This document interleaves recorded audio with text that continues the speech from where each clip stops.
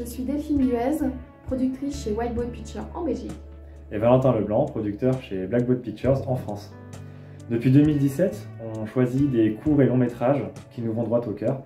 Et c'est particulièrement le cas de Rosa qu'on vous présente aujourd'hui. Un film, une histoire profondément sensible, absolument nécessaire à mettre en lumière pour toutes les Rosas. On espère donc que vous serez très nombreux à le soutenir et à y croire aussi fort que nous on y croit. Bonjour, je me présente, Myriam Denazis, je suis réalisatrice. J'ai eu la chance de réaliser jusqu'à présent 10 courts-métrages de fiction, sans compter les reportages, des kinos, des web-documentaires, des web-séries et des films d'entreprise.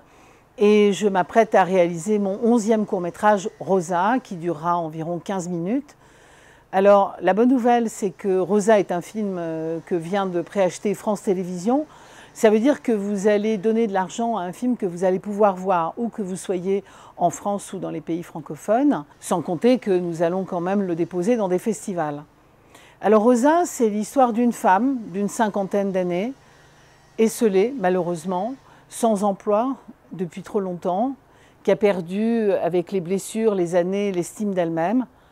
Alors comme la vie est parfois pleine de surprises, elle a la chance de faire la connaissance d'un petit garçon qui n'est autre que le fils d'un de ses voisins, qui régulièrement envoie maladroitement son ballon de football dans sa cour. Et un soir, alors qu'elle lui rapporte, parce qu'elle lui a confisqué, de manière spontanée, l'enfant l'invite à venir samedi prendre l'apéro pour fêter une bonne nouvelle. Un enfant sensible qui ressent la solitude de Rosa. Et contre toute attente, Rosa accepte. Alors quand arrive le samedi, eh bien, la bonne nouvelle, c'est que cet enfant, avec sa famille, fait une première fiche de paye. Car cet enfant, ses parents ont choisi de l'inscrire dans une agence de casting et il a été sélectionné pour un spot télévisé. Alors quand Rosa découvre ce bulletin de salaire, eh bien, elle est bouleversée. Elle est bouleversée, on peut imaginer, par le montant, par le fait que cet enfant, lui, déjà aussi jeune, ait du travail.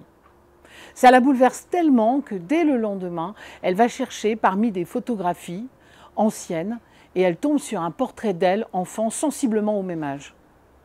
Et elle fait cette chose complètement irraisonnée. Elle envoie cette photographie à une agence de casting. Elle est sélectionnée. Je ne vous en dirai pas davantage, parce que si vous voulez en savoir davantage, il va falloir nous aider à cofinancer. Alors à hauteur de 10 €, de 25, 50, 8 000 € si ça vous fait plaisir et si vous avez besoin de faire de la déduction d'impôt. Trêve de plaisanterie, le crowdfunding ProArty, pour moi, c'est une chance inouïe.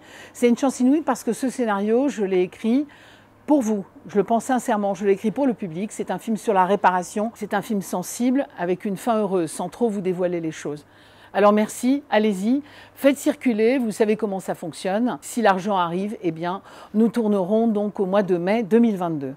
Merci de votre confiance. On s'impatiente de le partager avec tous les Rosartinautes en festival et sur France Télévisions.